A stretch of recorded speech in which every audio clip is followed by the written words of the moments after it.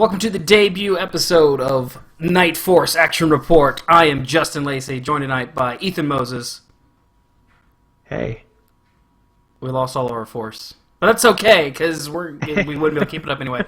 This is a brand new podcast from HorribleNight.com. This will be coming at you live every Tuesday night on Twitch TV/HorribleNight. And it is June 18th, 2013. We'll be catching up on the latest in gaming as far as what we've been playing, as well as the editorial articles we're working on HorribleNight.com. Wrapping up each show with random video game pitches. But before we do that, let's just... what's been going on in your world, Ethan? I feel like this is deja vu. I just wanted to curse at the jackasses that ruined the Game of Thrones Red Wedding episode for me before I got to see it. I realized the book has been out for a long time. I realized that all of you pretentious fucks read it a long time ago. It's not the same fucking thing. Basically, for the last 2 weeks, and if you can't tell by my demeanor, I've just hated the internet, hated every aspect of it, hated everybody on it. Most of this came from the fact that somebody tricked me. This was not a me mistakenly clicking on something. Someone tricked me into clicking on a link that revealed the end of that episode, and it was just someone being a dick. Someone being a huge dick. So if you're out there, I hope to God you don't choke to death tonight, but if you do, I don't fucking care. Besides that, I've actually been cooking up a storm in the kitchen. Hold on. I have to react too. Just because I noticed, like, when you have a show as popular as Game of Thrones has become, and with, you know, how the Twitter... Like, I tend to stay away from Twitter when that show is live, because it just brings out the worst in people. I can deal with... Like, I'm prepared for the dicks that you ran across. Like, I'm not clicking on anything related to any episode, but was it even like a Game of Thrones link? No. What did you think you were clicking on? It was a it was like it was Game of Thrones related, but Okay. it wasn't like, it was something like way long ago, like something about it was like it was Briar Wolves, because I'm trying to make a Photoshop for Aubrey of me standing with my two cats, and I was going to put myself in the place of Robb Stark and have the two cats standing next to me. You could pull off a Robb Stark. I feel like I could be close to that. And I clicked on that, and nope, it was. I'm not gonna. It was fucking stupid. Ugh. So the dicks are always out there. They're gonna just spoil everything. It was the people that didn't think. They thought they were being clever and not spoiling it, but ended up spoiling it because I can put two pieces together and figure out where the story's going. So that was really... That was a very dangerous 48-hour period there, especially if you were planning on watching the show. I don't know how anybody makes it if they're a season and a half behind through that mess. But it was... We have to catch up. And here's the thing I just want to say to everybody on the internet right now. Here's how I'm feeling. 99.9% of you are neither funny or clever. You're just dicks. You're just giant dicks. And stop trying to be cute. Stop trying to think of all the amazing things you can put in 147 characters. Just be decent. Be decent human beings. Don't ruin shows for me. I mean, last 2 weeks have been shit. E3 was last week, and I couldn't even really focus on it because I was so upset. I haven't really eaten well for like a week. I would have been pissed. I'm sorry that you had that spoiled for you. But tell me some happy stories about cooking. Well, I have been cooking a lot. I've been really exploring the culinary side of my my persona, and I don't want to brag too much, but I've been kicking ass in the kitchen, according to my wife, who's real supportive of everything I do, even when I do stupid shit. So she finally accept the reality of 7 nights in a row of taco night? I've kind of shifted away from that. Mm-hmm. Taco night was a thing. It was a thing that we honestly went through. We dealt with it. In marriage, you deal with the things that come up, and taco night was one of those. I'm actually switching things up every night. I've been actually kind of working towards really cutting the carbohydrates down in our meals because we ate like shit. I ate like shit, like 5 donuts a day, and I have to get I gotta get lean, gotta get looking good, Yeah. My wiener looks small by comparison now, and it was small enough the way it was. So I really want to start to get that that size differentiation back to where it was. But so I've been trying to switch out ingredients, for more natural ingredients and that kind of stuff. So I made some baller ass almond crusted chicken. You couldn't eat that because you're allergic to nuts. You're also I made a lot of baller ass tarts too. I heard baller ass tart. It was, I got the roof was raised when Aubrey came home from work. She was pretty excited. And now the thing about her though is that like she'll tell me if something sucks. Like just generally speaking, like anything that I do, like she's that kind of wife. Like she's a good wife. She's honest, and she'll say this sucks. And she said, the last 3 meals that I've made have been really, really kick-ass. I'm feeling good. I don't think I could be a chef though, because I don't have that kind of attention span, but that kind of reflexes. But for right now, in our own little restaurant of a marriage, we're doing good. So I'm feeling good. Well, congratulations! I'm glad you've discovered your culinary talents. Well, it'll last for about a week. I'll find something else new to do. So, but for the time being. I switched back to trying to cut soda, so I'm going to start my own gaming my ass off here. Oh man, soda's 1998, dude. Yeah, pretty much. Oh, it's still. Luckily I like a lot of water, so I haven't gotten tired of it yet. I haven't even put in flavored stuff in there, so. Yeah. But yeah, it's time to. Yeah, never mind. I'm stuck on the visual that you put in my head for why you're losing weight, but I'm gonna move on from that. Have you watched the movie Dread? The remake of yeah, I guess it isn't the remake, but the new Dead. No, I have not. Okay, but you can spoil it if you want to. This is holy shit. So this is the one starring Carl Urban. Yes, I'm always hesitant. Of Doom fame. Yes. And it is fantastic. It should be, if it was, it wouldn't surprise me if this was actually just like a standalone episode of the issue of the comic. It doesn't seem like the world isn't weighing in the balance here. It's just like this one mission that he happens to take on, this one case he happens to take on with a rookie following him around, and they get locked in this just giant skyscraper of a community, a super block. And he's got to take down the bad dudes because they basically turn the entire building against him. The whole building is run by, a super criminal that is played by Cersei from Game of Thrones, actually. And okay. She's awesome in it. But the thing that really stood out that I thought you might appreciate is throughout the entire movie, Judge Dredd never takes off his helmet. So that means you only see like the mouth, chin area of Carl Urban the entire movie.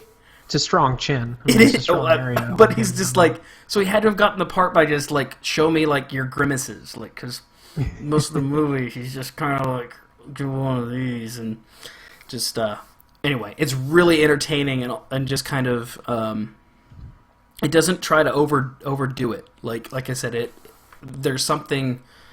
Every time they try to do remakes of these comic books or even bust out a sequel, they try to just come up with this cataclysmic scenario, and this just seemed like a day in the life of Judge Dredd, and it was simple. It was a fun action movie, really well done. So yeah, highly recommend that one. I didn't love the Sly Stallone one, so I don't know if that was because that was Sly Stallone or because Dredd wasn't that excited of a comic, but yeah. I've heard a lot of good things about this one. Yeah, and as a huge Demolition Man fan, I hated Judge Dredd with Stallone. So, but I love this movie. So hopefully they actually come back to it because I'd like a little miniseries of this. It was kind of cool. Yeah. I feel sorry for anybody that this is kind of a funny thing to say on this site. For anyone that is influenced by my opinions as far as any video game related purchases they make, because was riding kind of high last week from the Sony press conference at E3, and been talking to a lot of people. Kind of, basically my advice at this point is you don't really need a new console if you haven't upgraded your PC in a while. So put the money in, upgrade your PC. So I've got a handful of people that I know upgrading their PCs. Some of them are in chat right now, and then I also kind of spread the I pre-ordered a PlayStation 4 and talked some people into that as well. Just kind of spreading my opinion. You can make your own purchase decision, but I also went ahead this week and finally caved on the PlayStation Vita. There was a deal where it was basically $50 off, and I could not resist a $200 Vita with a free game. And after recently becoming a PlayStation Plus member, it just looks all kinds of tempting. All the games that are on PSN, especially, and there was also Tearaway at E3 is kind of the game on the horizon that I'm looking forward to, and so I am a couple days away from being a Vita owner. It's on the way. Yeah, we saw it coming. It's not a surprise, So. Shit's about to get really expensive for you if you can't get a hold of this well, urge to buy it all. So I was also thinking, so I've already pre-ordered the PS4 and put the money aside for it. So how hard is it really going to be for me to justify an Xbox One come November?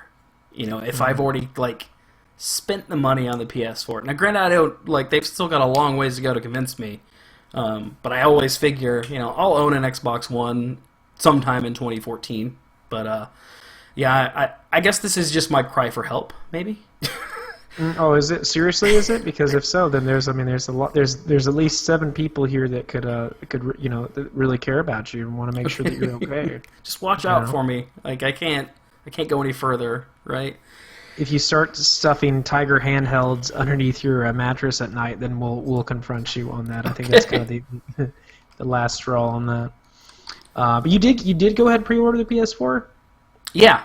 Were you amongst the group of people that did that? Less as I want to pre-order the PS4, but more as I hate the Xbox. No, it wasn't that I hate. It was much more. It was very just supportive of where Sony was going. That's good. That's a good way to do it. I'm a big supporter of what they've been doing with the indie developers and just listening to people. I want to encourage that behavior. So contributing to those post E3 numbers was kind of what was in my mind. Now, granted, if we break down what's going to be available on launch day, at least what it's looking like, I don't really see that must have title, so that's why I can't make a blanket recommendation to everybody. But it was just something I could get behind, and I knew I'd be getting the system anyway. Yeah. I wanted to get one of them this year just to have it to offset the costs, because I'll get the other one next year just because we run a goddamn video game website, so I'll probably need them. Well, somebody has to have one or the other. So I'll be with a PC for a while. I don't know, man. That's just. PS4 is probably the closest one, but I don't want to pre-order anything right now. And I really shouldn't, because I'm over here and I'll have to get whatever German version they have, which will probably be, less cool. Chad is now debating whether or not this new podcast is sponsored by Sony. So I didn't mean to come across that way. I'm excited right now, and I'm not going to hide that. So let's move on to new releases and see if anything is worth talking about here. Traditionally, the week after E3, not much going on. But let's make fun of some game titles, at least, because there's a game called Fist Puncher. I don't know much about it other than... Oh, yeah, Adult Swim games. Fist Puncher looks really, really hilarious. Maybe cheap and dirty? Maybe cheap and dirty? Possibly. Well, I don't think it's cheap or dirty enough. I mean, it's dirty enough. I don't know if it's dirty enough. I think it's $9.99, something like that. It looks like it'd be fun, but it looks more like the kind of game you'd want co-op, because it does have local co-op. But it's just too sad to play a game like that, by yourself. So and surprisingly, those Adult Swim games are a lot of fun to play. Like you'd think they would be, but they've built up a pretty fun little library there. Absolutely. I think this is an arcade classic. Dungeons and Dragons Chronicles of Mystara, which is on... Looks like PC and all the downloadable stuff. So yeah, it's like a rehashing of some of the old Capcom Dungeons and Dragons games, which were awesome back in when I was a kid. But I don't know if I'd still like them now because I hate a lot of stuff I liked as a kid, like McDonald's cheeseburgers. I believe it looks like Neverwinter is coming out of beta this week. It's going into its full release. Are you excited about that? Have you run your course with that game? I mean, if I was to play a fantasy MMO right now, that's the one I'd go to. Like, it's between that and Guild Wars 2, but I haven't been in that mood. I've been in more of a guns mood lately. So, yeah. But I think it's a quality game. So, yeah. You kind of fell out of love with it, right? No, I didn't really love it. Yeah, I like the combat, but there wasn't enough. I didn't feel like I was immersed in it very well. Yeah, it didn't grab hold of me and yank. Wait, that's not what I wanted to say. Well, that works, so. And then we've got some game called Death Goat, and we have to at least say the name Death Goat. Yeah, twin stick shooter, I believe. It's on. Really? Yeah. That's not what I got from the cover art at all. I thought maybe I could be completely crawler. wrong. I could be completely wrong with that, but I thought it was twin stick. So, look it up, somebody. Fact check. Let's see. Gianna Sisters Twisted Dreams is coming to PlayStation Network this week. Game & Wario, first Nintendo release in a long-ass time, coming to Wii U. Yeah. I think that's only like $30-$35 too. So, minigame collection, probably worth. I'll check it out because what else do I have to play on my Wii U besides? Looks like the same week as New Super Luigi U, the DLC for New Super Mario Brothers, like enhanced levels to that. $20. Looks like something to tide everybody over, but if you love that game, I'm sure you'll like some Luigi. And for the Vita, the Jak and Daxter collection and Miramasa Rebirth. So I'm kind of down on where Dragon's Crown has been headed, which is Vanillaware's upcoming game. So Miramasa's their previous game, so I might be actually playing that instead of Dragon's Crown. So is that the boob game? Dragon's Crown is the boob game. In the boob game, yeah. The unnecessary boob game. I'm sure maybe it's an okay game. It's a brawler RPG, but man, those boobs are very, very distracting. And the thighs, boobs and thighs. Holy cow. I might ask you to do something. Your video is flickering like crazy. Just as far as like a lightness and darkness. So I don't know if you have like an auto setting that you're playing with that. No, it shouldn't be. Okay. Moving on to what we've been playing. Why don't you start us off? Talk us through your video game adventures. Not much has changed since I think maybe the last time we talked. Let's recap that a little bit because I don't know. Even before E3, I had kind of stalled in my what do I want to play next, looking at my backlog. You and I run across this issue a number of times, which is really funny considering the size of our game library. I was having trouble picking a game to start, and so I started going to more retro games, and then combined with the fact that after E3, I just wanted to play some of this new stuff, and some of my old stuff didn't look as good, because I really wanted to play some Destiny, and I don't have Destiny in my library. So yeah, you shouldn't. If you do, there's something illegal about that, and I'll turn you in. I love justice. But so yeah, where have you? How have you been searching through your library? I guess. I don't know what it is. I've been very unmotivated to even like play games intently, and I go through this all the time, especially once the weather gets better. Like it's really tough. I mean, sure. Weather in Germany was absolutely god awful during the wintertime. I did not expect that. I mean, we went 42 days without sunlight, and so when the sun's out, like it's really tough to sit in front of the computer. I mean, I've got a ton of games to catch up on, but I've gone back to Skyrim, basically because one, I saw that my brother had 246 hours in that, and I was like, holy shit! Like, I forget how much there's a lot to that game, and I sometimes forget that. So I wanted to see if that was going to be the game to kind of carry me out of my, I don't know, my gaming kind of lull. Yeah. Lull. Yeah, I think that's like the best way to describe it. Which I mean, it has. I mean, I've put so much time into that in like the last few weeks, at least 35 hours just in that game alone. I'm trying to actually finish missions as opposed to just fuck around. And man, I just, it is such a good game. It is such a good game. It is such a, I like what we saw at E3, because what we saw at E3, like I can only imagine like what a game like Skyrim will be like then, because it's all about, those games are all about giving you big playgrounds, but giving you more of a reason to explore and reason to do things. And I feel like in Skyrim I'm back to that, like I'm adventuring. I'm not just hopping from story mission to story mission. I'm not fucking around, but I'm taking my time and kind of exploring the areas that, because I've missed a whole bunch of stuff.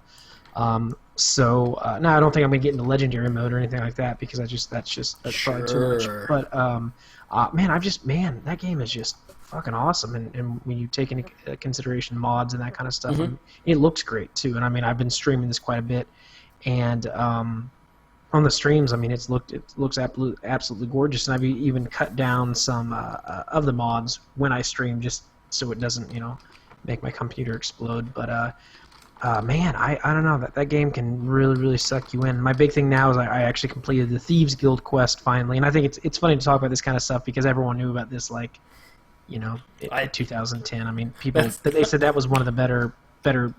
I heard that's like the best piece of content in that game, actually. Yeah, and it was. I mean, it was really enjoyable, because I'd done a review on the Dragonborn DLC, which I wasn't. I mean, it was okay, but I wasn't super enthusiastic about. But that had kind of sparked my first kind of foray back into it.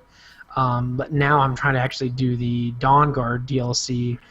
Next, after I got the Thieves Guild quest done, because I started to do a review on that, but then I got distracted because I discovered I could turn into a werewolf, something I'd overlooked, during my time with the game about a year and a half ago.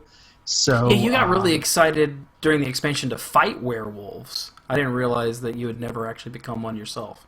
Is that right? No, I was. Because in the game, the companions, it's another set of quests you can do.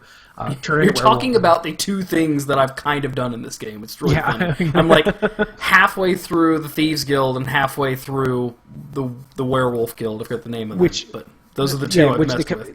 The companions was a really good quest line too. I mean, the Dark Brotherhood was great as well. It just I mean, there's quite a few good things. The Mages Guild suck, but they always do, because being a mage in that game is shit. Which I actually went into it as a mage, and over the last probably 30 hours, I've kind of spec myself to be a silent assassin. So you're continuing the same character though. Yeah. I'm too anal to not, like, I've done, like, before that, I mean, I had, like, 100 hours into it. Like, there's no way I'm going to start another character and redo stuff. Like, I think that... But the fact that you can kind of still recraft your character, like... Oh, yeah, you can, I mean, in this game you easily can. I mean, is it a matter of respecking, or how does that all work? Or is it I was at maybe level 40... or so. I mean, The only thing that's kind of fucked me over, and I'm really super powerful. Like I kill everything with one hit because my stealth. I've got a stealth strike that is 15 times normal damage, and then I have gloves that double that. So I hit for a sneak attack, I get 30. So I mean, it was pretty easy to convert with that kind of stuff. But actually, my armor and my enchanting skill is really high, so I'm able to kind of like make up for any of the mistakes I've made, I guess, along the way in terms of focusing on destruction magic, which sucks in this game. I forgot that it sucked as much as it does, but it absolutely does.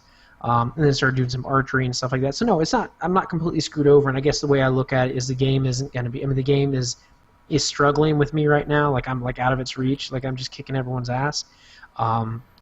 And even the dragon priests, which are kind of some of the more difficult enemies you face at times, I'm still not having any trouble with that. So I'm okay. Like I'm just having a good time. Yeah, it's not a perfect spec, or it's not a perfect role of a character. I'm sure there's people online that would probably shake their fist at me and say, "Oh, my, so much magic skill in a thief or assassin character." And I was like, you're a dork, so shut up.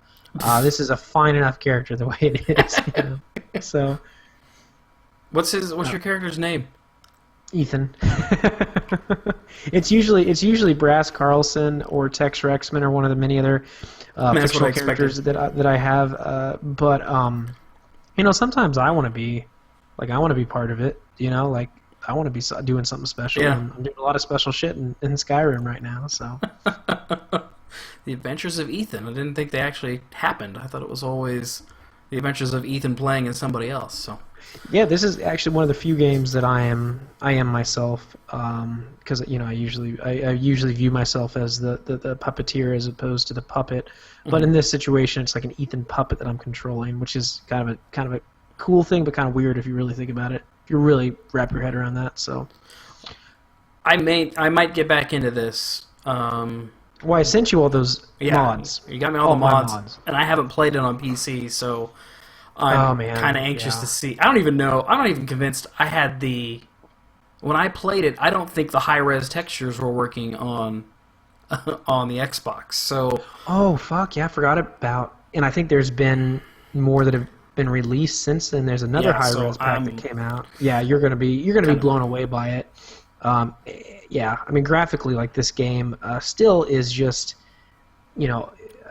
everything to it is just such a great world and such a fun world to explore. And I know, these kind of Bethesda RPGs aren't for everybody, and I know people kind of, get kind of tired of the bugs and that kind of stuff. But I mean, it's very, very easy to get lost in these kind of games, and that's something I've struggled with. Like, I haven't been able to get into a game and stay focused on the game because I don't feel like I'm making that much of a I guess difference, in the world, which sounds kind of weird, but like I just like there's times I just want to run and gun, and there's times I want to be kind of like embroiled in like this big, a thing bigger than just playing the game, and that's kind of what Skyrim is, and that's what I've kind of enjoyed, and it's why I am excited for the next generation, because I think more people are going to shoot for that kind of stuff. Yeah, I mean, you were talking... And do it well, so... You were talking in your E3 article just about the focus kind of on density and details that we're seeing from the next generation games, and like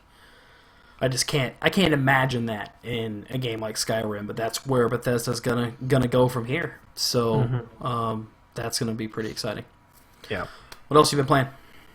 And so as a result of E3, I realized that I have not played The Witcher 2. I had the same revelation. Oh yeah, because we kind of talked about it a little bit last week. But which is really kind of a shame, because that's a very popular game, very highly regarded by anyone that's played it in terms of both its looks and its story and its gameplay. I will say though, I was caught off guard because the game is not easy. I mean, it's the very first level. I got my ass kicked. They added training to it, which was still beyond me. And yeah, you are going to get your ass kicked in the very beginning, but it sounds like anybody that survives that learning curve gets rewarded with a pretty awesome adventure. So. Oh yeah, I'm excited because just looking at it, I like how it plays out. Oh, it is. It looks awesome. I like how it plays out, because whereas Skyrim to me is more, I'm thinking, I haven't gotten too far into it, but The Witcher is kind of guiding you a little bit more so than maybe a Skyrim does, which is not a problem, because it looks like this adventure is a lot more. I mean, the adventure itself seems more mature than Skyrim, which is kind of weird to say, because it's not like a happy-go-lucky. It's not like The Legend of Zelda. I mean, Skyrim's a pretty, there's a lot of stuff going on, but The Witcher to me is just above and beyond in terms of maturity. I mean, I think it might have to do with the source material too. Like I don't want to take anything away from Bethesda, but not really knowing the backstory of the Elder Scrolls, just as far as the adherence to the Witcher novels that CD Projekt has kind of done. Yeah. There's something. Skyrim and Oblivion succeed because of their openness, but because of that, they lose a little bit of the focus on the world. And I've never gotten pulled into the world of Oblivion or Skyrim, but The Witcher is just all about that world and all about Geralt, I think that's his name, all about his character, and which will be really interesting considering that The Witcher 3 seems to be taking a lot more from Skyrim. But yeah. But I think that it's just... And I think with Skyrim, it's very easy to skip through dialogue in Skyrim, because you just want to kind of get to the next little piece of candy. With The Witcher, you actually want to kind of pay attention because the story itself is more focused, because it's so focused on your character and you are this character as opposed to just some random guy you created who's kind of, because the main quest line in Skyrim's, not super long or in depth or anything like that, but with The Witcher, you're with him the whole time. You're building off of him. He's got characters from the previous game. So again, it does have a different feeling.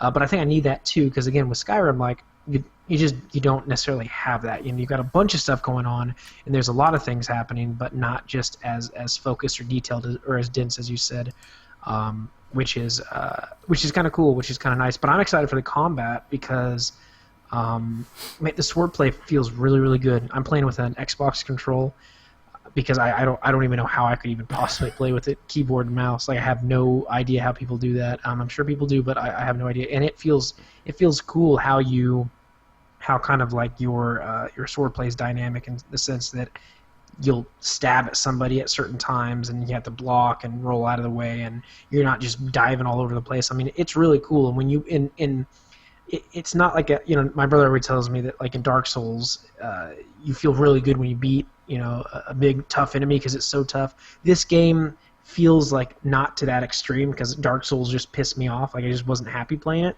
This game makes me feel good because I beat a group of guys and I'm like, okay, cool, let's move on to the next challenge. It's not like Skyrim where I just literally, if you watch some of my replays, I just snuck up behind like 5 dudes. I just stabbed him real quick, and it took maybe 5 seconds to kill everybody. So, it is nice to have that little bit of challenge, too. And I'm in the very beginning of the game. Cool. I don't even think I've gotten past the tutorial, so I know it's only going to open up from there. You should probably stream that, because I've said that I'm going to, but I won't commit to it as much as I think you might. So, I think I may try to start that. I wonder if it's a very intensive game, though, on my computer. Like, my computer... Yeah. It's weird. I found some games that make my computer hum for one reason or another. That's not good. No, well, it's just as the fans kick in and whatnot. But it's not always a happy hum. The temperature's fine and stuff like that, but still. And actually, The Witcher really does, which doesn't surprise me because, it's one of those games. Yeah, it kicks people's asses, So that was a little bit disappointing to get to a point where like it was like, oh, I'm not playing that on ultra settings. At all. But I don't think many people are, so that's not a bad thing. But I'm looking forward to how that game develops, and I think I should be ready to play The Witcher 3, which looks unbelievable. And CD Projekt Red has a really, really great reputation. And I'm actually really stoked for their Cyberpunk 2077 game as well. I just think that'll be really cool. It's been fun seeing like these last couple of years a couple new like big developers break through. Like this sounds kind of silly, but like that Crytek's working on, they're like releasing their first iOS game, but getting their engine onto that platform, and it's still looking sharp.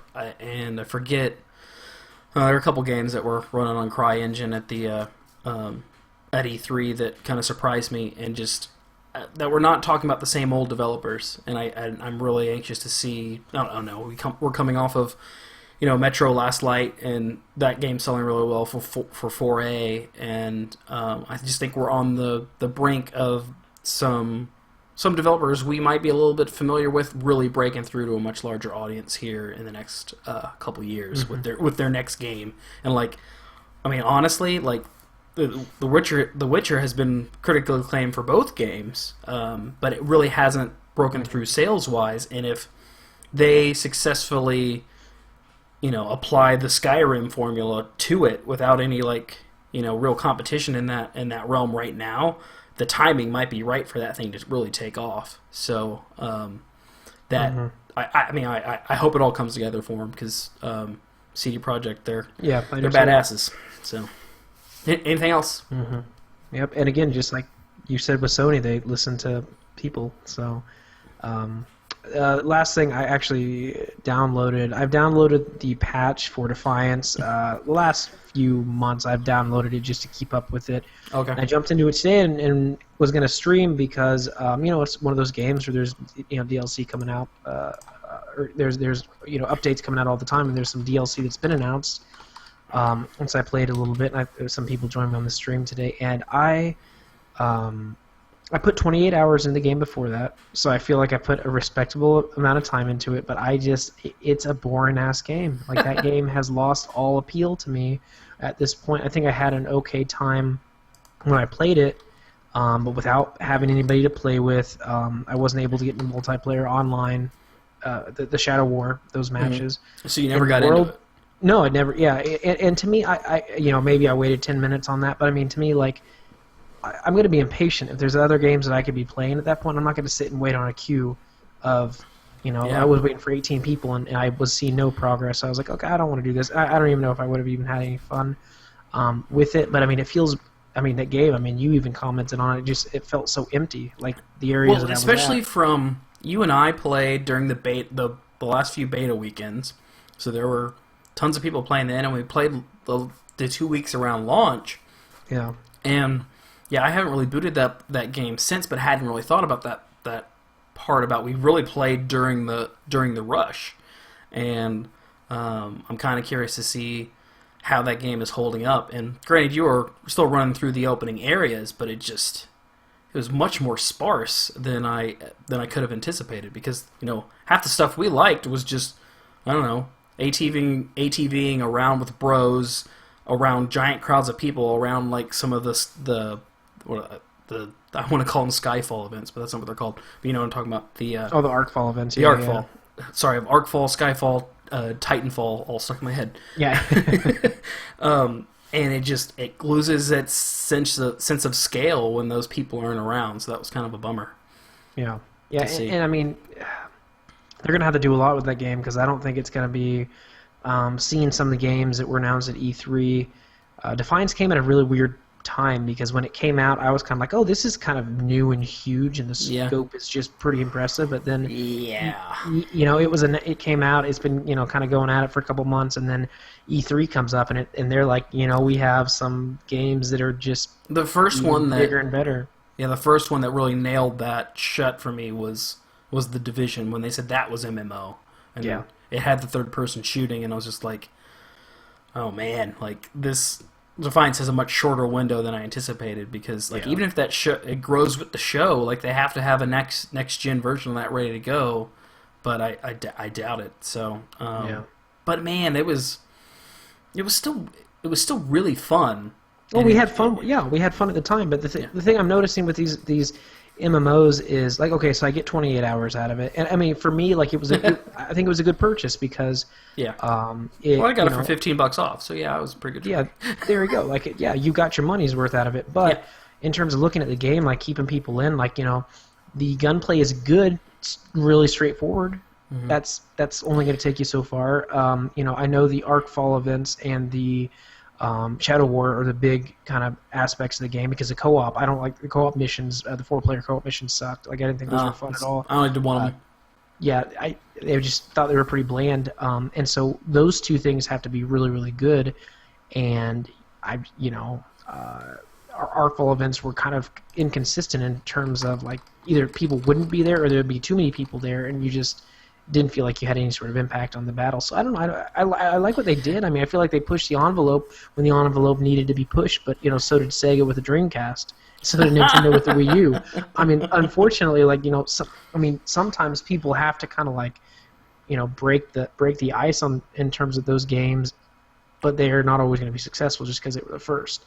And it looks like, looking at like a Destiny or a Division or those are the games that look awesome, and I got really excited to play those. Whereas Defiance, we're like, oh, that's kind of a neat idea, but those games look awesome. The other thing is the world is just bland as hell. And that's the other thing is having a big world. And I kind of ran into this issue with Saints Row the Third too. Is that it was fun to play for a while once you got through all that, but the world isn't something that you're going to like invest a lot of time in, like you would with like a Skyrim or like a Fallout 3 or whatnot. I mean, Saints Row, I blew through the campaign because it was so well written and so dynamic and fun, the missions. But I never really went back and just messed around single player in the world. And I didn't really like the side missions. I like going back in co-op and messing around. That's another good 10, 20 hours. But that's kind of, that's another conversation, but that's kind of why I'm worried about Saints Row 4, because like your writing has to be tight, and I don't know if they have enough time to pull that off. But the last thing I want to say about Defiance is I think they just announced the first batch of DLC for it. They're bringing in another race, the I forget the name of them from the show, but the light skinned characters. So there'll be another playable race, and I forget what it's centered around. And I know since you and I have played, and you were looking for the TV tie-in missions, but those have been more integrated with the show. And I keep hoping that maybe it's just beyond your level. It was like a further down the map or something, because it seemed like you were missing where the heart of the action was. And I hopefully it was there, but we didn't.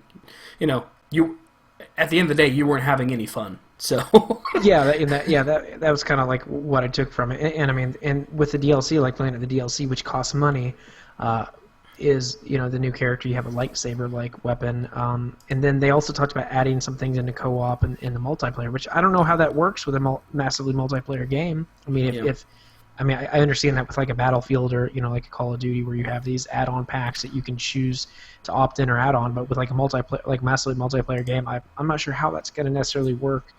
I don't know. So but yeah, I mean, I'm not disappointed in the game, but I just like right now, if somebody asked me how's Defiance, I would say it's great for about 15 hours maybe. You'll be bored with it, so they need to do a little bit more. I think if you're any of these MMOs, if your mileage varies if you have a crew to run around with, because that's what you were missing too today when you jumped back in playing solo. So yeah, but yeah, that was kind of an interesting to revisit that game, and I think we want to cheer that game on. I think our hearts are in a good place there, but kind of accepting that it's kind of boring where it stands right now. So that's too bad. What have I been playing? Arcade challenge wise, last week's game was Ikari Warriors, and I want to bring this up because this was our first failure. We thought we had the right cabinet set up for this game, but Ikari Warriors is what is that? It's like a top-down over the shoulder. It's a vertical scrolling shooter, a lot like Commando, if you ever played that. And so we were playing it with just our normal setup, and playing it like any other shooter, almost playing it like Aero Fighters, if you're controlling a dude that looks like Rambo and jumping into tanks. But we kind of found we're trying to remember. Could you shoot at angles in this game? Could you shoot to the left or right, or could you shoot at diagonally? Because we were just shooting straight forward. And then I looked up videos and saw people spinning around and shooting, and we couldn't figure out how to do it. Then I looked up the cabinet of this game, and the old cabinet used to you would basically the joystick you could turn it 45 degrees or whatever to set which direction you were firing, and so. We kind of ditched that game about halfway through the week because we didn't realize that was another thing to consider. But we have our setup is basically one joystick and 3 buttons, and so they're only it covers a lot of games, probably more than you would think. But it's kind of frustrating when you run across one of those games that we can't emulate as well. So we have been playing a ton of shooters, and we finally switched gears this week and played a game called Ring King, which I never really played, but I remember it because this is a boxing game where all the fighters have fros and mustaches, and it's kind of old school, but honestly, for the way that we play and we do our arcade challenges in the office, we just play for high score each week, and we try to get short play sessions that have a score that's easy to record, and this is perfect because I don't know if you're at the office drowning in work and you just need a quick break. This game is basically a button masher where you're just punching dudes in the face. It's just all boxing, and it's really satisfying, really frustrating as well because the difficulty ramps up pretty fast after that first punching bag that is basically the first guy, and.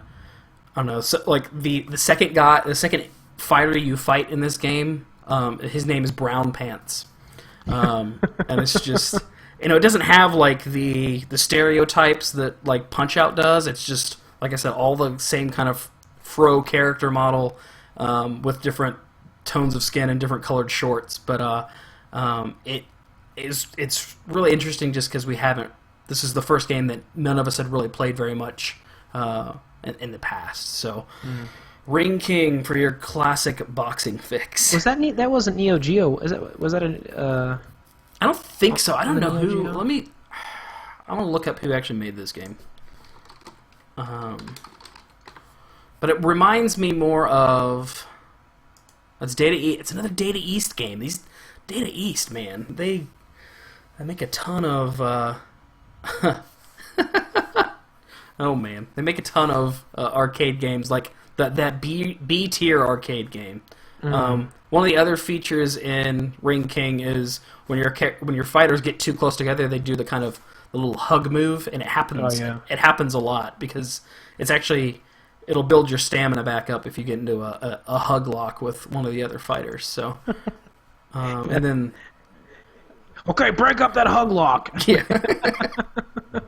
It's got a good ref. In between rounds, a little when you're sitting in the corner with your trainer, it has a really awkward animation because the trainer's just on his knees tugging at your shorts. I don't really know I'm assuming he's tightening your shorts, but I don't know how that's helping the situation. But it looks really, really awkward. Maybe you know how when you wear those drawstring shorts and the drawstring gets kind of caught up in it and you can't get it out. Maybe he's trying to tug that out. But why? They're doing it every round to both fighters. This is a common problem. If you buy low quality boxing pants, I mean, definitely it's an issue. A lot of people have it. If they don't have those little brass rings in there, they don't have the knot tied big enough. Definitely, you're always adjusting those pants. You don't want to have a D pants situation. That'd be embarrassing, especially during that hug lock. Yeah. The game I really want to talk about is The Last of Us. I believe. If I'm estimating right, I'm about halfway through the game. I've probably put in about 5 or 6 hours, I think. Yeah, that sounds about right. First of all, the intro to this game is just a punch in the gut and awesome. Did not expect it to come out of the gate like that. It has whoa. Punch in the gut, you said punch in the gut, then you said I was. Because it's awesome because it hits such an emotional chord right away. So not a slap in the face. Okay, a face full of cold water. I don't know. Well, I guess it was a punch in the gut because I saw some of it coming, and I don't know. It just it was. I don't know. I don't know why it feels like a cheap shot, but it wasn't a cheap shot. But it was a good punch in the gut. That's how I felt. The wind was knocked out of me from it. So I think that's more what I was going for. But it hits a lot of the emotional chords that Telltale's The Walking Dead hit, and I feel like it's one-upping The Walking Dead in every regard as far as they've managed to pull off the emotional storytelling that The Walking Dead did, but they've incorporated interesting gameplay and fun gameplay, and it's just kind of they really raised the bar in that regard. So the game looks amazing. They do a great. Naughty Dog does a great job as far as smooth transitions between their cutscenes that have a much higher poly count in their characters than the in-game stuff, but it's so well done, so well crafted. Of course, the acting and the motion capture and the facial expressions, those are top notch. It's just Naughty Dog at the top of their game there. And what I really appreciate about the game is the way that you're basically a smuggler in this post-apocalyptic scenario, and you're always scavenging for supplies. And the way they've made this kind of, I don't want to say survival horror, but survival focused, is you have I want to say half a dozen to 9 different types of objects that you can collect in the world. And then, so say one of them is duct tape. You'll find little pieces of duct tape until you've collected enough that completes 1 roll of duct tape. And then in your backpack you can hold up to 3 rolls of duct tape. But the duct tape you use to craft things, you can craft a shiv by duct taping that with a pair of scissors, or use the duct tape to modify your bat, to attach things to that. But every time you can only hold 3 duct tapes, so you have to choose do I want to make a shiv? Do I want to modify my bat? Do I want to use something else that needs duct tape? And you have to make kind of small strategic decisions about what types of items you want to have on you, because you're gonna have to it's gonna take a while to accumulate more duct tape. And that spreads apart. The other good example is the the items that make med kits are the same items that make Molotov cocktails. So you got to kind of decide which do you want, because you can't ever carry too many of either one, and it does a good job of just of encouraging you to just constantly make survival decisions, but also doesn't feel it's a different way of manage your inventory, and I thought it was really, really smartly done. So it's not like overtly survival in Right. a way that, I guess Minecraft is the first one. It's not survival because we're playing Tetris in the backpack. It's just like it's more, it's more and it fluid doesn't than- and it doesn't give you too many items that feel useless or that overwhelm you, but it encourages you to go to the corners of this house and try to find more stuff and risk something or an enemy popping up, and so that's kind of what's gotten me really, really engaged, on top of just the action itself. And like I said, you're balancing, like, usually you have a handful of weapons, from a shiv to a gun to a rifle to a bat to a brick or a bottle, and like you have to use a combination of them to solve each scenario. So it's kind of just got like I'm treating each combat scenario almost like a Halo puzzle, because it's just like, oh, this obviously looks, we're going to be running into a series of enemies here. How do I want to go about this? And there's no right or wrong way to do it, but there's better ways to accomplish it, and so that keeps the action really, really engaging. Now, is it? I haven't played this yet, and I'm just kind of looking at reviews and stuff like that, which I've actually kind of avoided quite a bit, just because it's like one of those games that got 10s across the board. So I don't know much else. What I'm going to get out of a review from one place to the next. I think you should write a review and just give it a 5. Yeah, okay. It'll get us some hits, right? Is action wise? Is it? You said it's good action, but is it? Does it feel like that Naughty Dog action in that you're not? Okay. It does not feel like Uncharted action. The shooting's a little bit there, but the shooting is just traditional third-person shooting. So it doesn't necessarily feel totally Naughty Dog. I get the Naughty Dog feel of just walking around and exploring, just because nobody else pulls off the subtle animations that they do quite like them, and because like how, I don't know, just the art style of it reminds me a lot of the outdoor stuff that they do in Uncharted, but it doesn't feel like it's ripping off Uncharted. It just feels as rich as Uncharted did. So yeah. But the thing about the combat, the only concern I have going into this back half of the game is, and so far the pacing's been really well done, but like I said, I will walk into an area and you can kind of tell if you're going to get, if the area has a bunch of little spots in it that you can take cover, you kind of know that you're about to walk into an action scene. Yeah. And so telegraphing that has been the only small gripe I can have against the game. But the thing is, I don't mind getting into those scenarios. But it's just a little bit.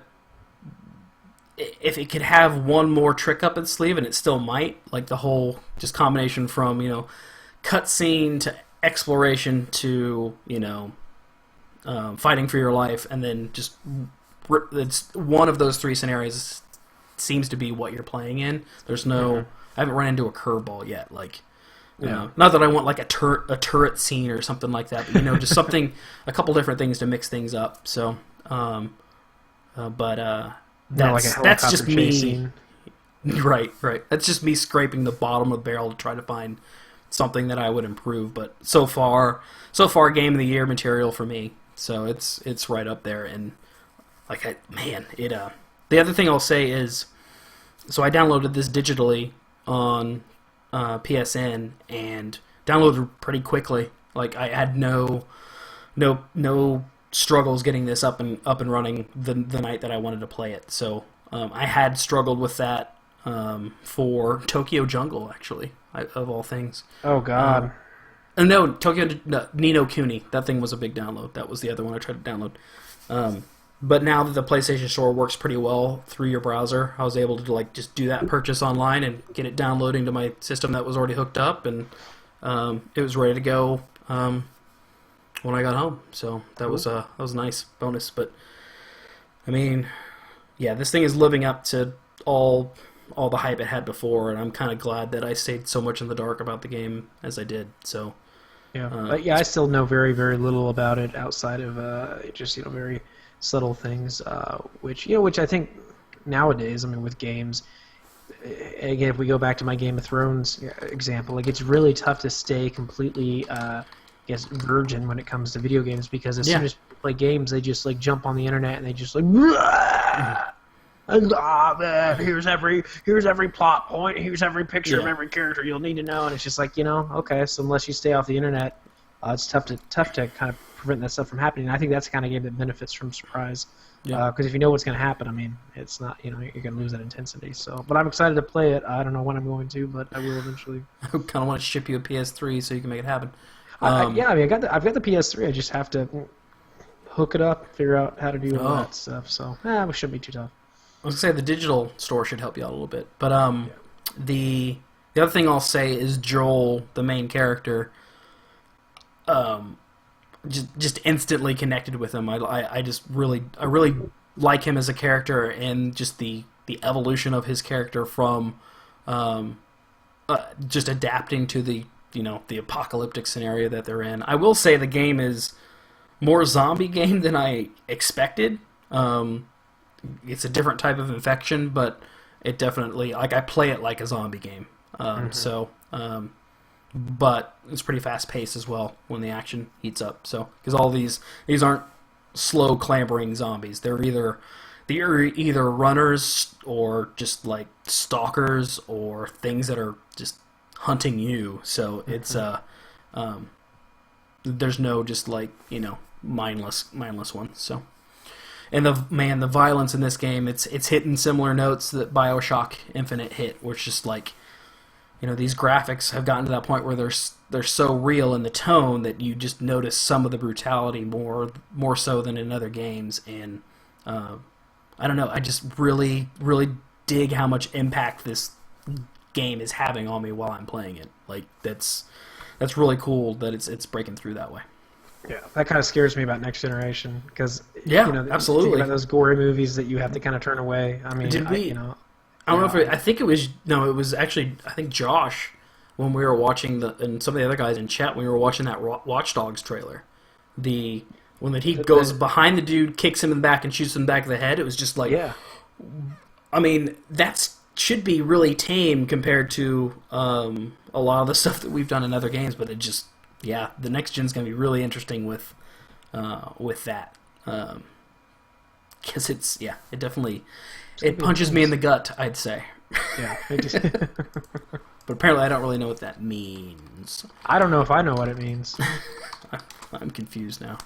The other game, I've been playing this all through E3, and I bet you just can't wait to hear me talk about Animal Crossing New Leaf. Yay! Yeah. It's actually silly how much I've been playing this, and I think I'll spare you because Aaron and I are probably going to do a curse checkpoint on the game, because we've both been playing it quite a bit. But all I really want to say about this, it doesn't offer anything new that any other Animal Crossing. It's that the formula hasn't changed. The online options are always a little bit different with how the 3DS has come about. So being able to go into or have Aaron over to my town's been fun. But the thing I noticed last week during E3 was, so the game launched on Sunday. E3, the press conferences were Monday, and the thing is, the game takes place in real time, like whatever time it is here, that's what time it is in your town, and they have events that they happen at set times, like you have to get to the store between 9 a.m. and 10 p.m. If you log into that game at 10:30 and you want to sell stuff, well, you're kind of SOL. And then the same thing goes for like events that happen in a town. And this past Sunday, I think it was Sunday, or Saturday, yeah, Saturday they had a bug off. So this game's all about collecting things. One of the things you do is you take your net around and you catch the insects that are running around town, and you put them in the museum to help your town's culture grow. But in a bug off, you just you capture the bugs and you try to capture the biggest one to win a trophy at the end of the day. The bug off ends at 6 p.m. The amount of social media traffic around the bug off from 5 p.m. to 8 p.m., all the time zones in the U.S., as the bug off is ending, people just reacting to a freaking bug off in Animal Crossing was just cracking me up. And then I got to thinking, the last time I really played Animal Crossing heavily is GameCube, and social media wasn't at that point. But just to see so many damn people talking about this silly little town game breathed a lot of new life into it. So my Animal Crossing playtime lives and dies by people talking about it and my friends playing it. But I've been having fun with it. I've been playing it every day. So about 20 minutes every day, just go run around my town, do whatever little chores I have to do. But it's still charming as hell. What did we have at Purdue? What was that? Did we have a bug off? We had a bug off or bug bowl? Yeah, I know what you're talking about. Yeah. I don't think it's the same thing. I think no. Sciencey, but that's cool. I mean, that's. I have no issue with. I think everyone always connects social media and games to this negative thing. It's social media and games, and it's those Facebook games where you have to employ people to kind of play with you to get points and stuff. But I think if it gets people talking, I mean, especially in a game like this, I think that's an interesting mechanic. I don't know why we can't do that. I don't know why it's got to be lumped in there with Facebook games. Because I mean, there's a lot of cool stuff that comes from that. Yeah, it's I did not expect so many people to be talking about it. Hell, I didn't expect to even be playing this game, but because of the damn eShop, we all expected you to play it. What do you don't fucking it's Aaron's fault. No, seriously, I didn't expect to play it until I found out one of our other guys was going to play it. I was like, oh, somebody else is playing it. I'll play it. Yeah, and then that's all you like need. I said, only reason. Yeah. The eShop just makes it. Just download it right there, and that's been working really. I actually went out and bought a huge SD card for my 3DS, so I can start downloading more stuff. So that wall is down, but I don't know. If you've liked Animal Crossing at all, this is a fun. This is more of that. I suggest taking a break. If you played the last one, I wouldn't jump right into this, but this is also as good as any to get your start. But play with friends. Have a couple people to talk about this game, or you'll feel like you're just kind of doing chores in a video game world. So or play with animals. Yeah. I mean, everyone's got animals at home. Talk to them. Convince them to say funny catchphrases at the end of all their sentences. And oh man. Also, Tom Nook has 2 kids, and they're just as evil as he is. You get to town, and he's like, "Here, I'm going to build you a house. That'll be 10,000 bells." And I'm like, man, just laying the hammer down as soon as I get to fucking town. I've never directly dealt with Tom Nook. I just know him. His reputation is piss poor, to say the least. His passive aggression, man. Yeah, he's a businessman. He's damn good at it. Yeah. He's damn good at it. I also played Another World yesterday. What was that? That was, I think, a similar moment. I'm not saying that's bad, but jeez. Going through the Steam library and finding what random small downloadable titles I bought in the past 3 months that I haven't played yet. But Another World, I knew it as Out of This World on Super Nintendo. I actually knew it as the prequel to Flashback because I actually played that game. But I had never played Another World. And so I've got a Game Curious that'll be going up next week, I believe. And so I was playing this for an hour or two last night. We had live chat going, and I think the total by the end of the 40 minutes of the Game Curious, I think I died over 40 times. So that was a tough game, yeah. It is a tough game. It doesn't hold your hand. There's there's not a lot of prompts on screen to help you figure out what to do. It's more about experimentation. The big thing that I did not know how to do in this game that opens up a lot of it is chart. You pick up a gun, and the gun's like a little laser or blaster, but you can charge it, and using the charge shots do different things in the world. So I actually needed chat to kind of break that one through, but once that happened, the game opened up quite a bit. But it's a very deliberately placed adventure platforming game. Had a really distinct style when it came out, and they've kind of HDified it a little bit, which just means they went from pixel graphics to vector graphics. And we actually ended up preferring the original graphics because it had one of those toggles where you could do the HD graphics or go back to the original, which I like for these types of games. Monkey Island had that, and Halo had that actually, but that was a different animal altogether. I love these little trial and error games. Like, I don't mind, me, I don't mind getting my ass handed to me by a game, and I get as much out of a kick out of solving a puzzle as I do dying right before I solve it. It has one of those classic qualities of you'll identify how to solve a puzzle, but if you can't execute it, it won't matter. So it all comes down to your execution. And it was also it's really fun to play these older games socially. That's kind of the other thing I took from actually streaming this. Just because why beat your head against the wall for a 20-year-old game when you can kind of talk through some of these solutions, and don't be a dick and spoil everything for whoever's playing, but like bouncing ideas off of people and just like failing in front of them. I get a kick out of it. I don't think that this is. I wouldn't recommend this to new players. I would recommend this to people that played games like this growing up. I don't see how this appeals to new gamers or to people that kind of miss that phase. But it hit all the retro charms for me. Yeah. And I also believe they're doing a true like HD version of Flashback. So be on the lookout for that on a bunch of systems. But it was a really fun diversion for sure. And also, I feel like I'm kind of the perfect audience since I knew what I knew what to expect from the game, but because I hadn't played it, there's still a lot of challenge there. But if you played this game originally, like nothing's changed as far as the puzzles go. So I'm sure you would just blow through it, and I don't know. That's a different type of nostalgic experience than what I had.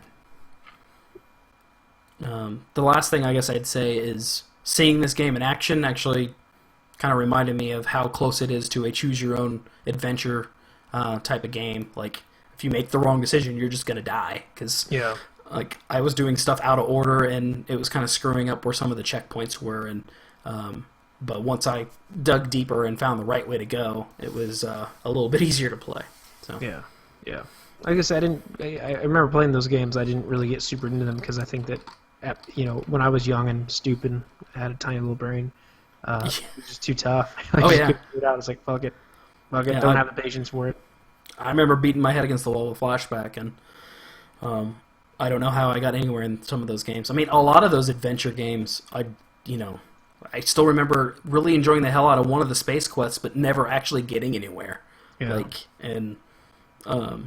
Hell, Myst was that way for me too. So, I'm not smart enough to play this game, but I think I'm having fun. Yeah.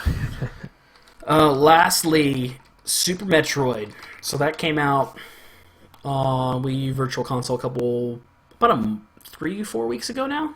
And I hadn't played this game seriously in 5 years.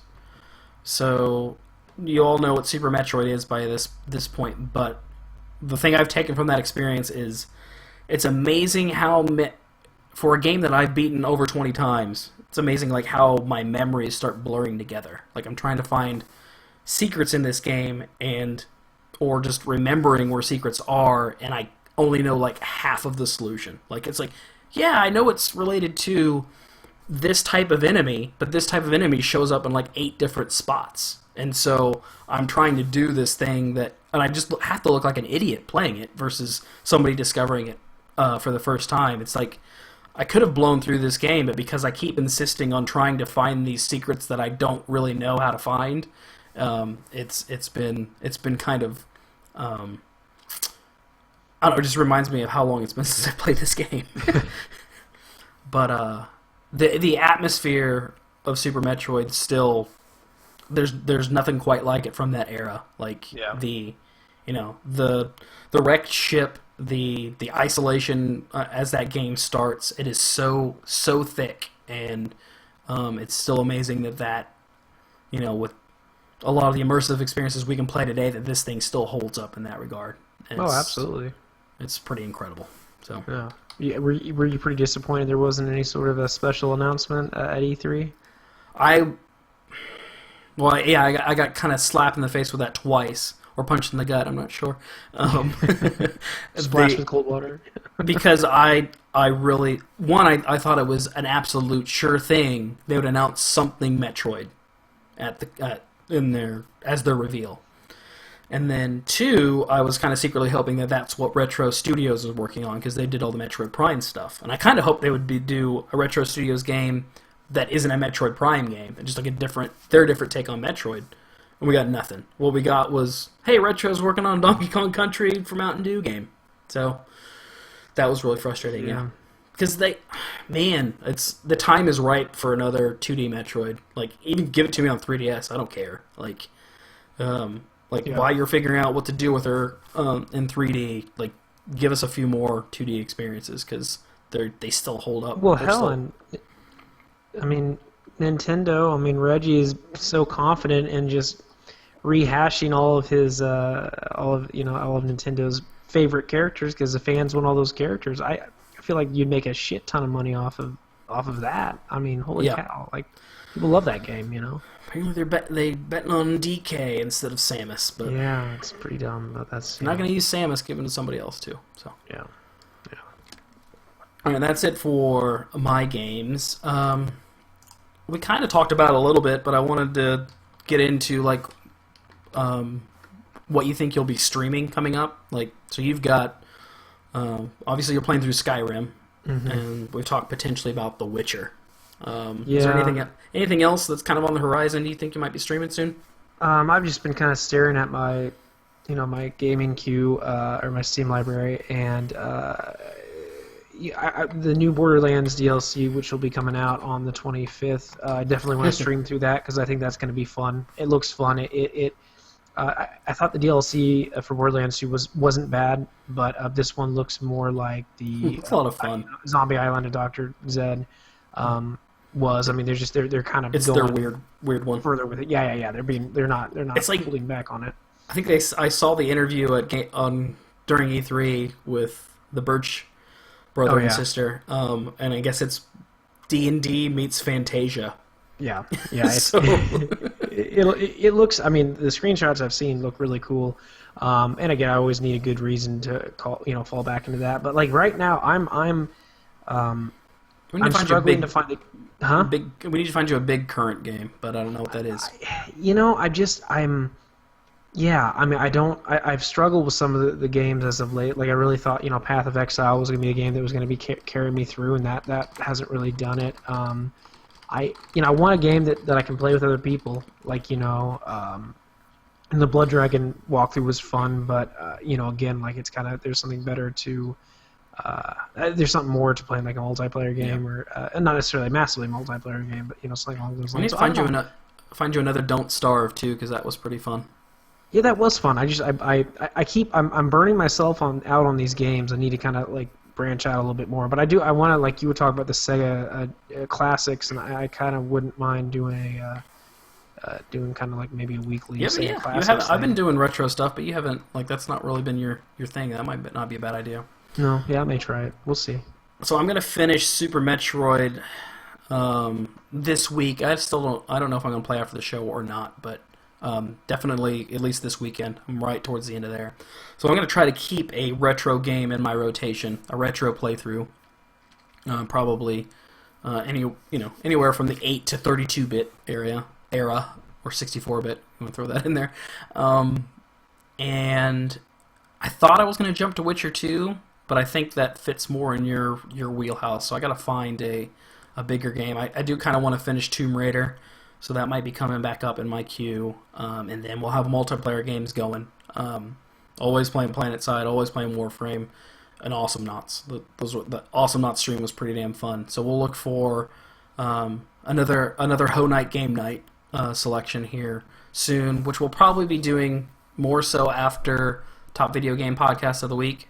Definitely the multiplayer games after that. Where I think Cole and I are going to play Borderlands 2 this week. Coop is actually going to stream some Dark Souls Wednesday night. So he's going to try to do one stream night a week, if not every other week. And then I know Aaron's working on jumping in there too. So we'll keep you updated. I'm going to try to update our live stream schedule every Monday with what you can roughly expect from us throughout the week, and keep you guys better informed there. Now back to the core of HorribleNight.com. You and we kind of front the editorial writing on the site right now, and we do have our other writers that contribute from time to time, but I'm kind of curious. I'd like to take a moment to figure out what we're actually working on and see if we can't workshop a few things. Is there anything... I know you had your E3 overview this week, and I'm working on my own for this week, but beyond that, where were you headed? One thing that I threw one up a week ago for Marvel Heroes is this concept of open reviews, kind of a transparent reviews where we talk about that game, but also kind of our bias in conjunction with the game, because playing Marvel Heroes, I didn't like it, but there's a lot of the reasons why I didn't like it may have been my fault potentially. So I'm really looking at games now from a different perspective of not just playing them and saying I don't like them or I like them, but playing them and also exploring kind of that bias. I mean, there'll be more of those open reviews out. I had a lot of fun with that. And then I'm working on my Pokemon article. I've never played Pokemon. I think Pokemon is silly. I just do. I'm sure people will be upset about that kind of stuff. But, I want to find the contradiction in your life because I'm sure I always have this feeling that everybody has their own Pokemon. Like as far as especially even in video games, like the collectible stuff that you get into. I'd love to find that. I don't know. So I've been really kind of writing down and it's a gaming. I mean, it'll be a gaming cynic article. So I'll probably be kind of a shit about it, but in a fun way. But I'm maybe I missed that because you started it out as an I Confess article, which is our series. Just and kind I switched it over because I feel like the I Confess articles is kind of like we should be playing it, and you'll never get me behind a Pokemon game. To me, I don't know. There's just something about it that just reeks of I don't know what it is. I don't want to insult it too much. Of not Ethan? Yeah, I don't know. Not that I don't mind those little kind of cartoony games. But Pokemon just seems so I don't know, scary. It's like drugs for kids. Like when you take drugs that kids are supposed to take. It's kind of a weird thing. And to get those drugs, you have to go to places where kids are. And as a grown man, you should kind of not be hanging around kids all the time. I don't know. That's kind of the impression I get from it. So. As far as the open reviews go, I think you're going to see this site head into the realm where we don't give scores on reviews. I think this is kind of also born of that, and also born from the idea that we really kind of stand behind our reflex reviews, which are reviews when we haven't finished a game, but just hey, I've played enough of this game to have an opinion, and this might, take this for what it's worth. And then, when you played Marvel Heroes, you just hit that stopping point, and you can't offer the score, but it's just this is what I've learned about it, and also that you knew, in this case, that you had some biases against the genre at the time, and maybe a little bit against the game, and just wanted to get those out there because I don't know, everybody approaches games a little, from their own biases, and we're trying to be a little bit more honest about that fact that,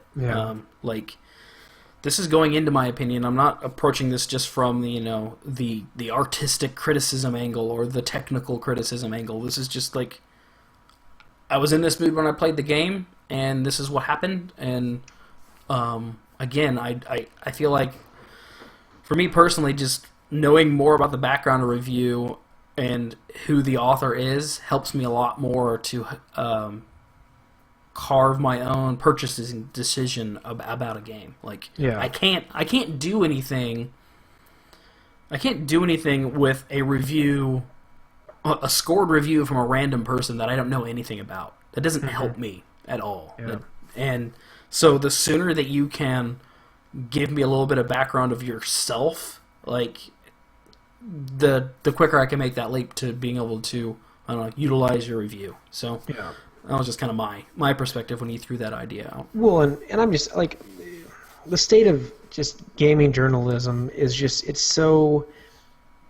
it just becomes so silly with these review scores. And like the fact of the matter is, like at the end of the day, there's aspects of reviewing a game that it's important, to follow kind of a guideline. But like there are opinions, and it's the open reviews kind of came as kind of tongue in cheek, kind of poke at people who were like, oh, they're being paid by the government to like this game. It's like, no, it's not that. So it was kind of a tongue in cheek thing. But I like that idea of, again, just writing reviews is really tough. Like it's not an easy thing at all, because when you're playing the game, you're no longer just playing and enjoying the game. You're being very analytical about it, and you're writing down notes, you're doing all that kind of stuff. And so to be able to go at it and to play with that fun aspect of, I really like this game, but probably because I really like this aspect of it, and so that kind of clouds everything else. That also too gives someone a good impression of not only is looking at Marvel Heroes. Well, this guy doesn't really like Marvel. He didn't really like the game, but I like Marvel. I might possibly like this game, or vice versa. So I mean, I think it's good. And I mean, again, review scores, numbers. We struggle with those all the time, because there's really not a good way to combine all those things together, and make a number that makes sense and you can stick with. Because then a few months down the road we have another set of reviews, recoil reviews, where we kind of have a different opinion of a game a little bit further down, which we have a lot of flexibility in our reviews, but that's why numbers are so difficult, because once you give it a 3.5, oh no, you gave it a 3 point, so I mean, it's good that we have that flexibility, and that's one of the things that is different about our site from some other websites, is that you're not going to just get like, it's a 5, for the most part. I mean, let's see. Like I said, I'm working on my E3 overview, so we can kind of put a final stamp on E3 2013. So that'll be out. That'll be out Thursday. I've got a couple Game Curiouses in queue. I've said before, I'm going to try to crank out one of those a week, or one of those every other week, because that's a lot of fun and a good way for me to get through my game library a little bit.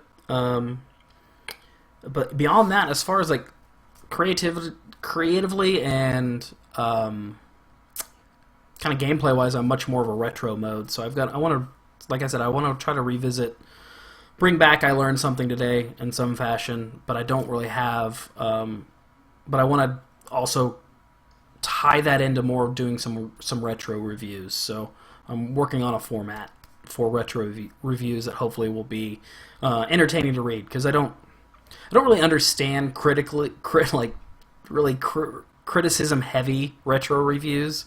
So I'm trying to find the place for retro reviews on our site, because they've been kind of lacking, but at the same time, all of our writers, we all get tied into our video game nostalgia quite a bit, so I want to find an easy way for that to be represented on the site. Yep. Beyond that, the one thing I kind of wanted to bring up is on some of our more creative videos. We've been doing a lot of our gaming highlights. We've got our podcast. We've got our Game Curious videos, and I'm actually working on highlight reels as well from our game nights with the community. So that Awesome Knots one is coming out really soon. Been working on that. Should be funny. If you like Dickfish and Dean, anyway. But I thought we might take a little bit of time to kind of talk about the status of Brotabulous or maybe the Cheap and Dirty shorts, to kind of get your thoughts on maybe where you're headed with creative videos, or if that's even in your wheelhouse right now. Yeah, I mean, I need to make some more videos, but with those, I kind of need to get the inspiration, and I don't know. I've been struggling with finding a game that really encompasses what Brotabulous is all about. I definitely hit a wall. Well, it's just you get really excited about those games, but what I really want is to be able to play some online games. This kind of goes back to streaming because realistically, the streaming sessions kind of produce some kind of unintentional Brotabuluses, which I liked actually better because they, the storyline wasn't, kind of fostered, it wasn't kind of dictated by me. It was, something that came kind of organically, which is a really stupid way to describe fucking making video game movies. But I want to do some more gameplay sessions, and I think that as I play more multiplayer games, Okay. Brotabulous will come out of it. So, just for background for anybody that's new to the site, I think we have like 5 or 6 Brotabulous moments in gaming. I think you started it off kind of more offline videos, and trying to find. I mean, correct me if I'm wrong. It's your series, so trying to find like moments when you became like close bros with the non-playable characters in the game, and then I think there was definitely an epiphany during, I think it was your DayZ, it was either DayZ or WarZ, whatever, when you had some live gaming and being able to react to other players.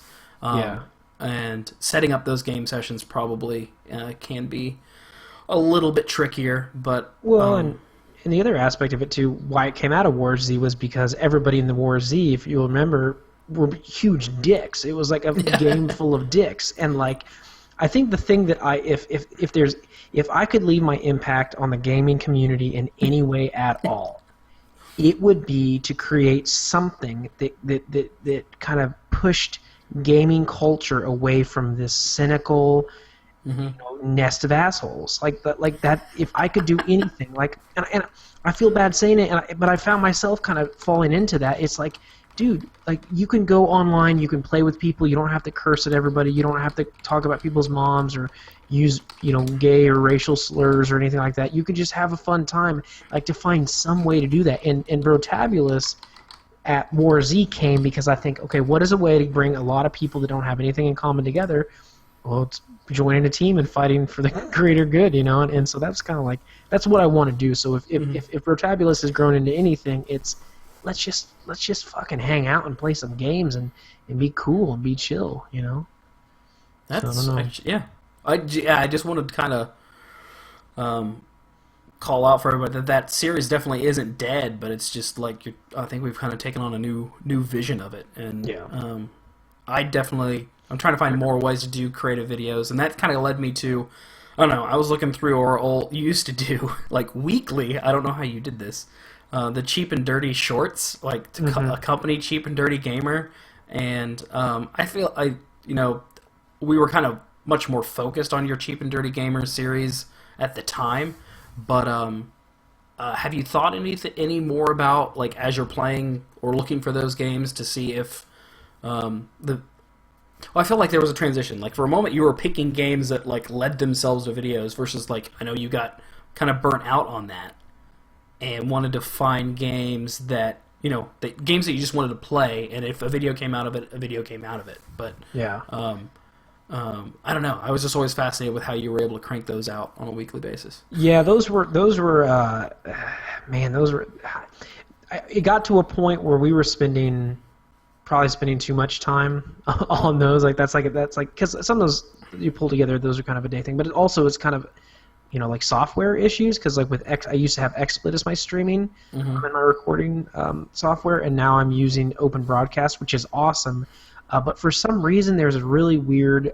It's tough for me to size the screen up properly in Open Broadcast, because when you pull off of, because with XSplit you could pull off of the the browser window, and you could size the window how you want it. Whereas I haven't quite gotten that pulled together with Open Broadcast. But also, yeah, I mean, we with us streaming more, like, to me, like with the Cheap and Dirty shorts, when we weren't streaming a whole lot, like, it made sense to do a lot more of that video content, and now our video content is kind of like one and the same with the streaming, or kind of like builds off of the streaming, and so I think we go through cycles on that. So eventually we'll come back and we'll be like, we'll do more videos. But I mean, our YouTube page is fucking robust. Like, there's a lot of good videos on there. People are starting to watch those and stuff. So for me, we'll see what people actually want to watch as well. If Brotabulous Demand or Cheap and Dirty Shorts comes back, then hey man, we'll do more of that stuff.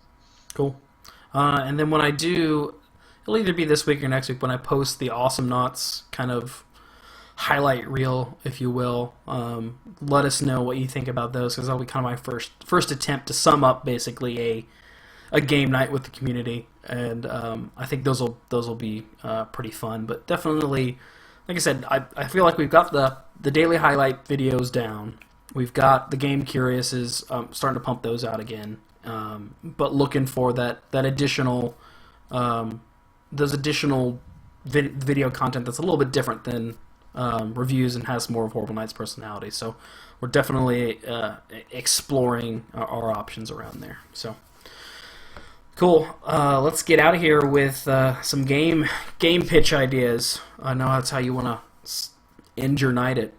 What is it? Was it 4 a.m. there? Right at the key. Your key creative point. It's it depends. Sometimes definitely 4 o'clock in the morning. I'll wake up in the middle of the night and be like, games. Yeah. And I'll just jot something down. So feel free to throw out your own little concept here, but just to get us rolling. As I was playing The Last of Us, it just really hit me how I want to play. I want to play a smuggling game. There's a different type of danger when you are like, you and I both love survival games, or like survival horror games, but the survival around like taking care of a specific like package or like getting caught with something. There's a danger element that kind of came about while playing The Last of Us that I feel that genre doesn't really exist, aside from like they're always done with side missions. Like if you're smuggling anything or escorting anyone, it's a side mission, and I want more of a full experience to that. And I was trying to think of like, can you think of any other good smuggling examples, or like maybe, I don't know, something to get us started there as far as where that would work? I'll do you one better. I got a pitch. I got a good pitch on this one. All right. So in all of these post-apocalyptic games, you're dealing with an illness, and you're dealing with people that tend to be quarantined. Okay? Yeah. So what if you had a game where either you were the person with the illness, or you were responsible for transporting the people with the illnesses like out of these quarantine zones? Like, they're not supposed to be out of it, but you'll do anything for money. And so as you're driving these people, you can kind of see the disease kind of affecting these towns and stuff, and like your goal is to kind of keep the disease kind of in check until you can get them to a better place. And the police will be trying to stop you, or the military trying to stop you, but also like the world around you begins to kind of shift if you can't kind of keep things in check, more so than that. I mean, I think that would be cool. Or if you were the person with the disease trying to escape like a quarantine zone and kind of like create, like causing all these like, mutations or whatnot, and like your goal would be to cause the least amount of, like damage as possible, trying to get out. But that would be kind of your goal. So you could just run straight out of the building, but everybody would get sick. Or you can sneak through and continuously give yourself injections of antibiotics, or wear a rubber suit, or I don't know what it would be, but because then you get your little bit of stealth mechanics in there too as well.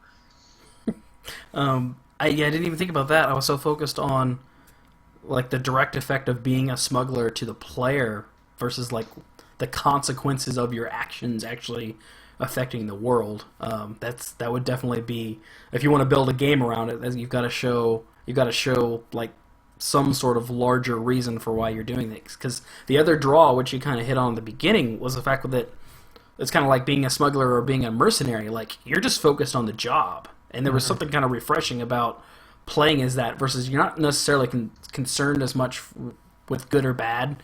You're just doing the job, and you're kind of, I don't know, you can kind of be a dick. And there was just, I guess I keep looking for game situations where you're just not necessarily a villain or the hero, like just other roles that you can play.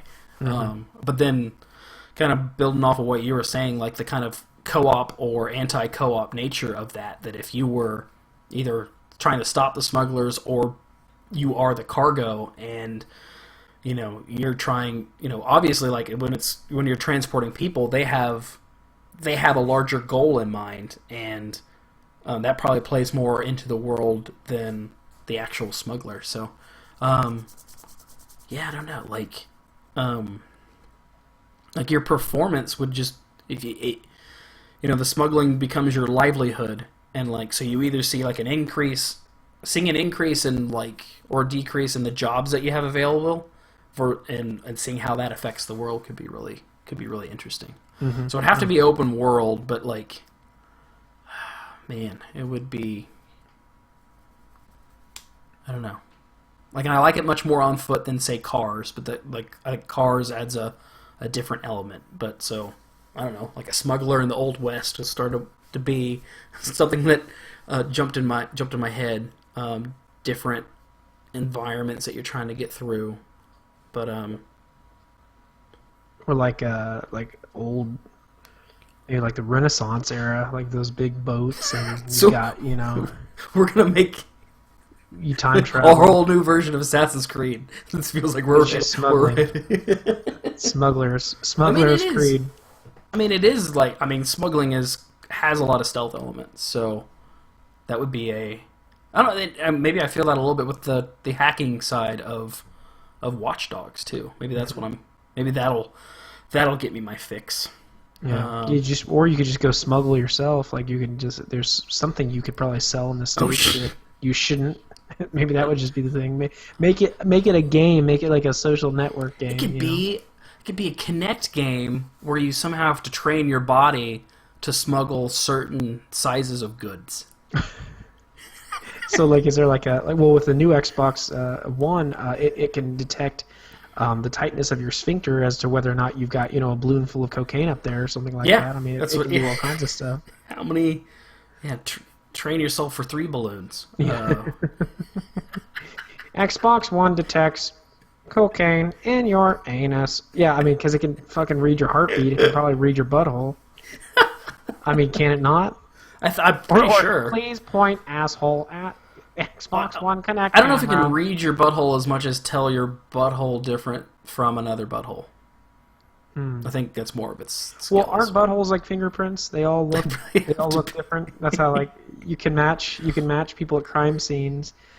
There for a while, but they didn't even use fingerprints. Before fingerprints, they used buttholes, and they just had such a struggle to get like a clean one off of excuse the pun, off of a crime scene. They were like, oh hey, Yeah, fingerprints do the same thing, guys. Let's use those. This is a lot less messy. Yeah. Oh, that's a whole new That's a different game. It game. will be coming out. It'll probably be an Oculus Rift game. I've got another concept, unless you had something. No, yeah, go ahead. This builds off The Witcher 3, but other games or other genres that can benefit from some Skyrimming. Oh, jeez, went right from the buttholes to the Skyrimming, huh? Yep. I'm trying to think of something different than what I usually say. I'm trying to think of a game that, oh man, because I've said Resident Evil already. Mm-hmm. The Division is kind of taking the third person kind of action shooter in that direction. Looking at like an Uncharted or like a Tomb Raider, like I think it'd be cool to kind of pick the locations you're going to go and treasure hunt. Yeah. Do your thing, like What if the next Tomb Raider was literally about just like how much money can you generate from this awesome secret island that has all of these artifacts? But yeah, because that's what I mean. Honestly, like I think Tomb Raider, the new Tomb Raider, it benefited a lot from its linearity, but I missed the actual tomb raiding, and if it was just a island full of those. Away from some focused story, I think that would be kind of awesome. Like, what if it was or what if it's like I think you can get away with that, not so much in a modern Tomb Raider, but just go back a couple hundred years. Like I said, I don't know, just take away some of the technology, and there's an excuse to explore this land that no one's really been on, and find out things for yourself, and maybe like instead of finding finding historical items and knowing their backstory, like almost documenting that stuff and coming up with it yourself, or finding how these things relate to each other, doing some of the actual original exploration versus the tail end that you get in the 21st century. Yeah. Oh, yeah. That'd be really cool. Like the 1920s, I think that's a really, like, it's always the Indiana Jones era, but I mean that's really cool. But even like the Lewis and Clark, like, yeah, there you go. That kind of expedition. We want like a Lewis and Clark Skyrim game. Okay, you know what would be cool though, actually, is what if you had a game where you just like instead of doing the treasure hunting, maybe you're charting, like maybe you got a blank island that has nothing on it, and your character is, kind of like charting the island, but like finding locations for it to be colonized, and like you're not actually doing the building, you're actually like scouting around and kind of keeping things, trying to pull things together for this party to come and kind of set things up for it. I think that would be kind of cool. Like I mean, I'd love to be Lewis and Clark. That would be badass as hell. Yeah. I think you could also make it badass. Yeah. Wow, that was a lot more mature than the last idea. Well, it started out mature, but then, I can't think of... I mean, if I ever met a smuggler, and I'm sure they have a tough job, but like every time I hear smuggler, all I hear is butt smuggling. And, it always involves... I think of Smuggle Truck. Well, and Han Solo, but... Yeah. So... space smuggling, man. That could be interesting. Yeah. Pop it down on islands. I mean, now with the new technology, or islands from planet to planet. I mean, cool. Honestly, that would be awesome. Like, man, fucking do a Firefly game is where that heads. But just because there aren't very many space exploration games lately, and I don't know, you could pull off some interesting scenarios as far as like, you've got your whatever incidents happen and actually traveling from location to location, and then going like the stuff actually once you get to those planets, like getting the thing off a planet, getting it onto a planet. That could be awesome. FTL meets like Mass Effect meets fucking Uncharted meets single player EVE Online. Cool. I'm satisfied with those. You got anything else in your brain right now, or you want to close this up? No, my brains.